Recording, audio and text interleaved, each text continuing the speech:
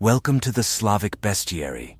Here I will tell you about the worst beasts and demons that have been living on the Slavic lands for centuries. Kotszur, a mysterious and extremely rare aquatic creature found in Upper Lichyj. Those few who have seen it say it resembles a cross between a large heron and an otter with razor-sharp teeth. The creature fed on fish and frogs and hunted them at night, making a lot of noise in the process. Although poorly known, or perhaps because of it, the predator was used by parents to discipline naughty children. They were warned not to go bathing without adult supervision, as the Kotszur could bite them or even eat them. Gnomes, also called dwarves, are some of the most well-known and widespread household guardian creatures. These small friendly folks could be recognized by the red doublets they wore and the same color caps. After all, from the color of their clothes, dwarfs took their name. Krasny used to mean red. The cap was for each dwarf an extremely valuable thing, because it made him invisible.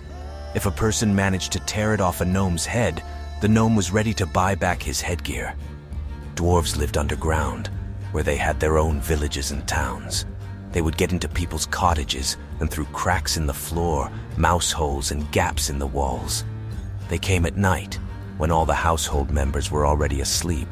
They prowled all over the farm, doing various household chores.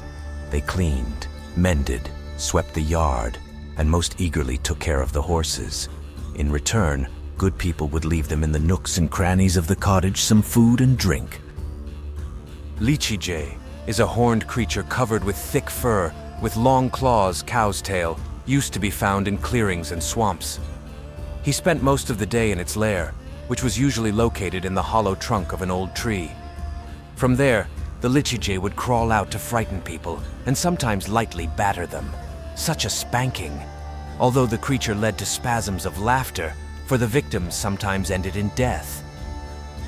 Fajerman is a soul wandering around the world in the form of a yielding, headless body, thus atoning for the senseless cruelty to animals practiced during his lifetime.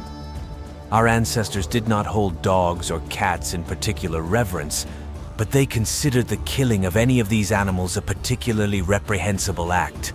A man engaged in this profession was universally despised and hated, and the name of his profession became one of the most common and severe insults at the same time.